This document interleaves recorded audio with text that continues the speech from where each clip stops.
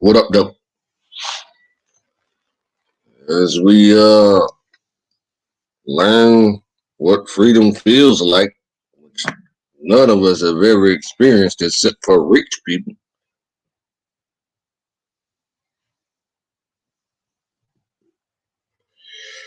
we gonna learn today. The great words of the great comedian.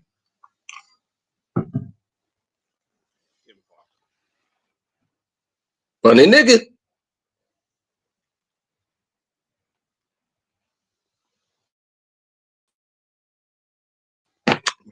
Funny nigga. I just ate the biggest, sloppiest, juiciest burger I ever tasted in my life. It's so big I can only eat half of it. Now I'll eat the other half later. I want you to feast your eyes on something you big dummies don't never pay attention to. I like to keep you abreast, keep you abreast. You know what I'm saying? Keep you with the breast. You know what I mean? Check this out.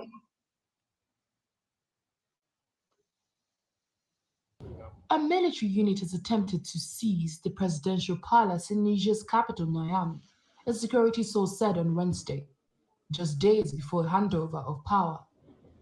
Early on Wednesday, the sound of heavy gunfire echoed through the capital streets. That was the assailants being pushed back, the security source said, adding that order was now restored.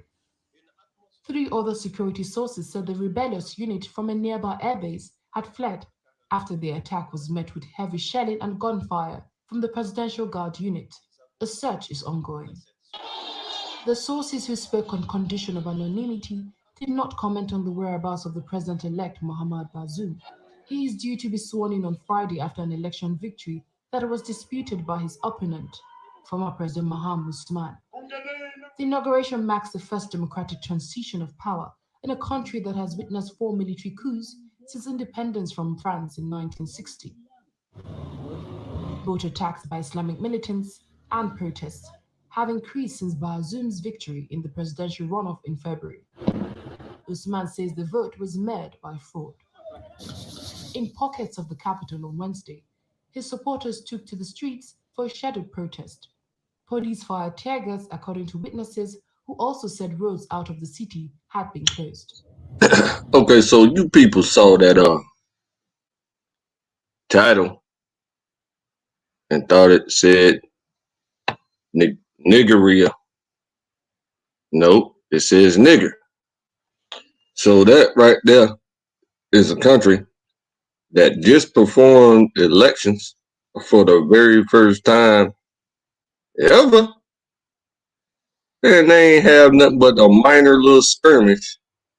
And the party that won the election beat the brakes off of the clowns who tried to uh, overturn the election through military force. Uh, you understand me? Simple, simple and plain. Now, this country, nigger, uh, has 4.7 homicides per 100,000 people. That is the same level of violence. In 2012, they had a maximum of 4.9 homicides per 100,000 people. That is the same amount of violence that we see in America. Understand me?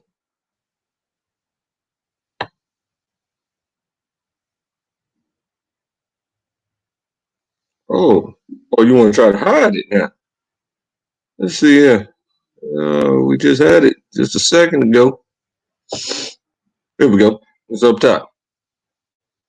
4.9 per capita. That was in 2012. Okay, so I guess they had something up now. Then 2018 was 5 uh, per 100,000, or a total of 15,500 murders. So nigger is just as violent as America. But in America, I really doubt you don't see uh, a clown force, a clown brigade come through. We talking? Do what they did, which is to overturn the election through military force. That's just dumb. The losers were 2 times losers because they tried to overturn the elections with military force and got murdered. They got killed up, and then they're looking for the leaders right now as we speak, who uh, caused that shit. Now, on this one right here, you got abandoned cities. 2 abandoned cities, one in Turkey, and then the other in Turkey. Both abandoned cities are in Turkey. Feast your eyeballs on this. City. Did you know that there is another ghost town close to Varosha? Burj Al Babas in northwest Turkey was designed as a That's the luxury second community city. I for don't fun. want you to So see what that does the just yet. future hold for Varosha? It might be a bustling beach resort again one day. Turkish Cypriot authorities partially reopened the resort last fall, and tourists are now allowed in limited numbers. There are rumors that the resort may be rebuilt and turned into an eco-city. A team of Cypriots and Famagustians from both sides of the divide even spent $33,000 to create a documentary promoting the plans for an eco-city. Did you know that there is another ghost town close to Varosha? So that's the first city. This is the second city right here. Was designed as a luxury community for foreign buyers. Man. The developers abandoned the project. Look at all these houses right here. They blocked. They blocked it. Stop blocking. You haters.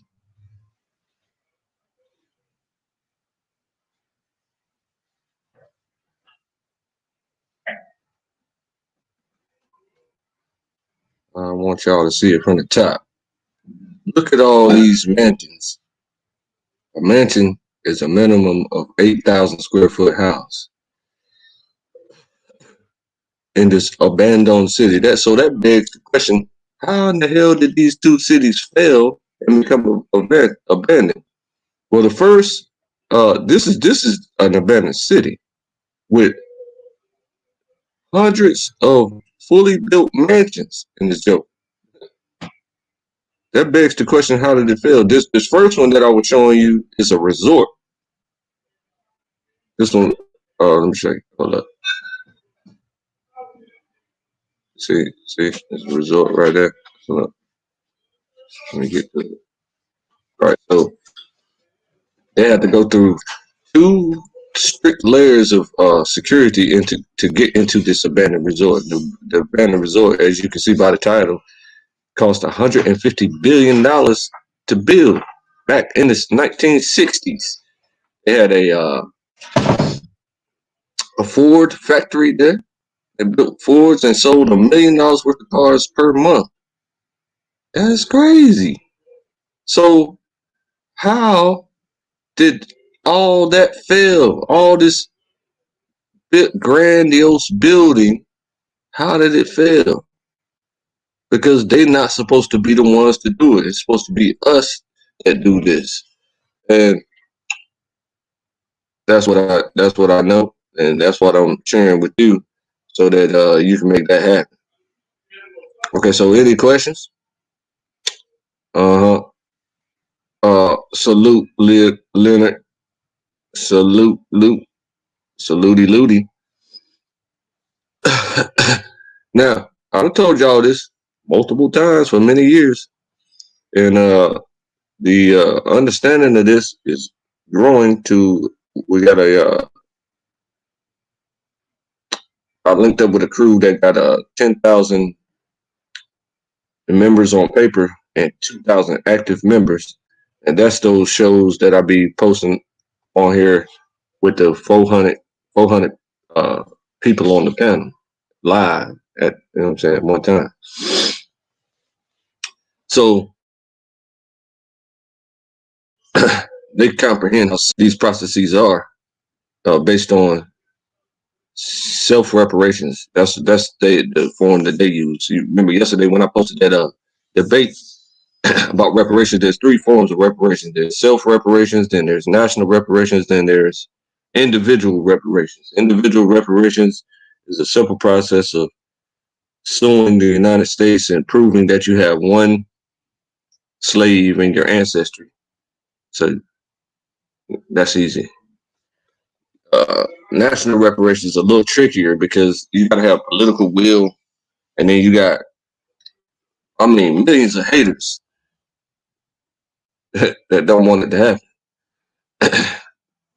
Okay, so then you got self reparations, which is using your group of people to pay into a pot. Okay, pay into a pot. So say you got 1 million people paying something like I don't know, 1 million people paying maybe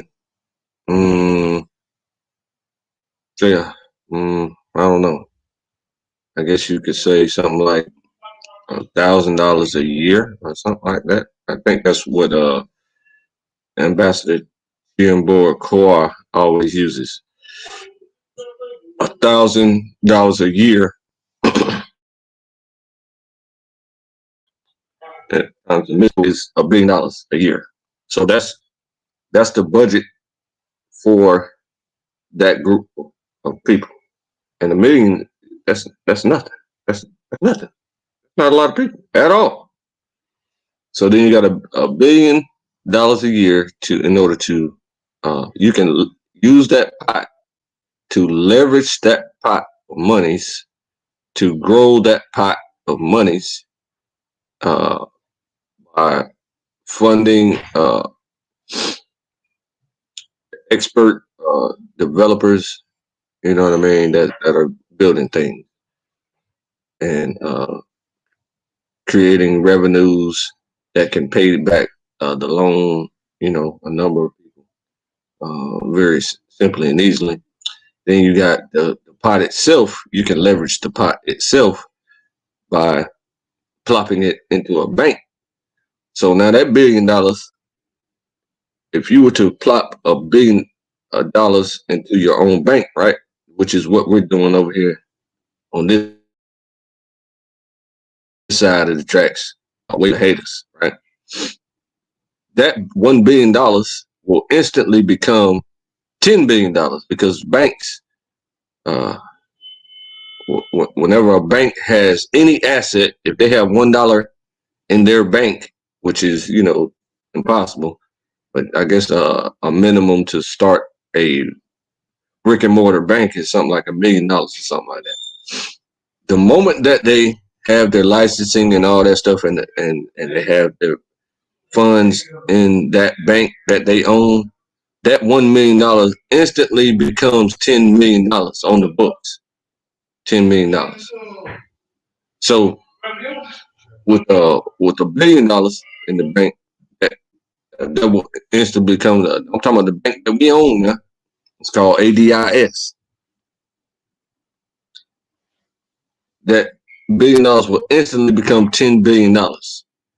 And you can leverage that instead of the hard liquid $1 billion. Now you got $10 billion. Okay, so this is easy. It's just simple and plain. All you got to do in order to get out of Babylon, when it says, when the book tells us to come out of her, my people, and then in another verse it tells you that you're not allowed to allow other nationalities to rule over you, then it's easy. All you gotta do is just follow the instructions in the book, and then you will be free. You don't have to worry about no clowns stopping you on the street. You don't have to worry about no clowns forcing you to go to court or forcing you to go to jail. See what I'm saying? We might have jails in our temporary kingdom. I'm not too sure. I'm pretty sure we will, because you niggas is fools. You understand me? So we gotta make sure you guys act right. And then don't forget now, we got stringent laws for capital punishment. So it's best for you to be a repentant Israelite trying to get into our kingdom. Because otherwise you might attempt to break a law punishable by death, and we don't have no choice but to honor the Most High, kill you with pleasure. So that's the show for the day. Enjoy the rest of your day. Appreciate you.